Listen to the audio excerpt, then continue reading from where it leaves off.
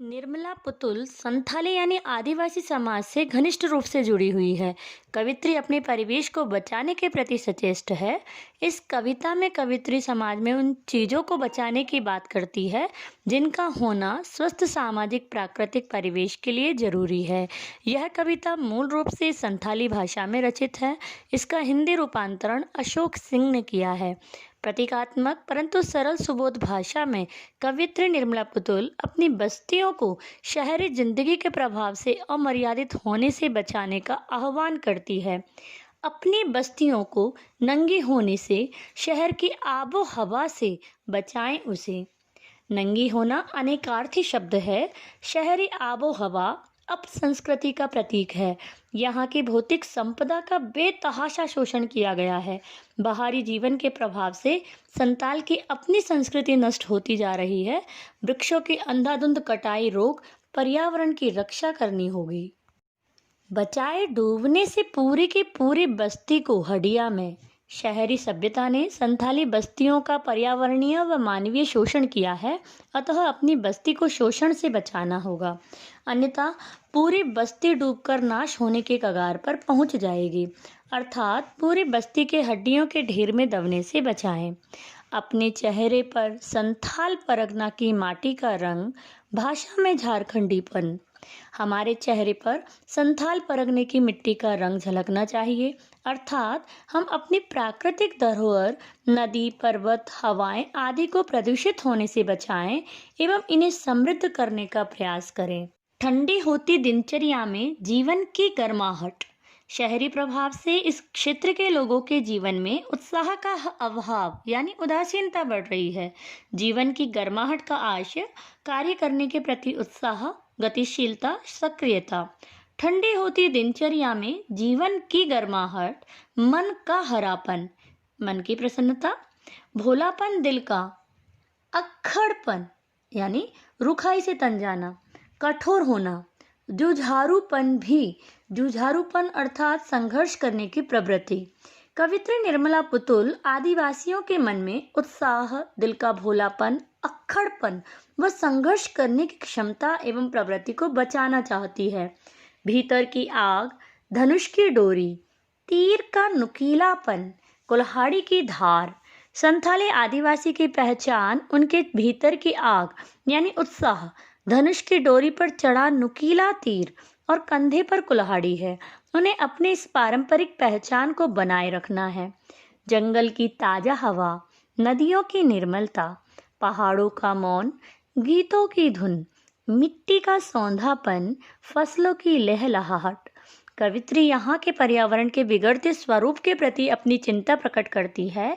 वे वहाँ की सांस्कृतिक पहचान बनाए रखने के पक्ष में है। झारखंड के परिवेश में जंगल की ताजी हवा, नदियों की पवित्रता, पहाड़ों की चुप्पी या शांति, हमारी संस्कृति के पहचान लोकगीतों की धुन, मिट्टी की सुगंध, लहलहाती फसल का विशेष महत्व है।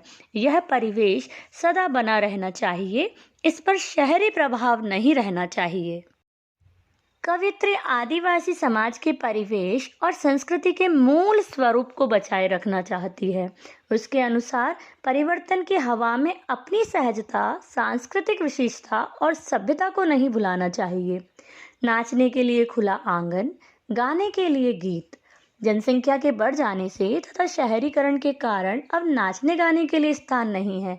घर बहुत छोटे होते जा रहे हैं, अतः नाचने के लिए खुला आंगन चाहिए। वहीं फिल्मी प्रभाव से मुक्त होने के लिए अपने पारंपरिक सहज गीत होने चाहिए। हंसने के लिए थोड़ी सी खिलखिलाहट, रोने के लिए मुट्ठी भर एकांत।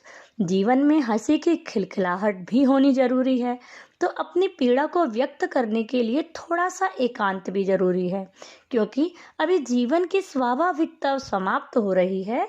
यहाँ तक कि रोने के लिए भी एकांत नहीं बचा है। बच्चों के लिए मैदान, पशुओं के लिए हरी हरी घास, बूढ़ों के लिए पहाड़ों की शांति।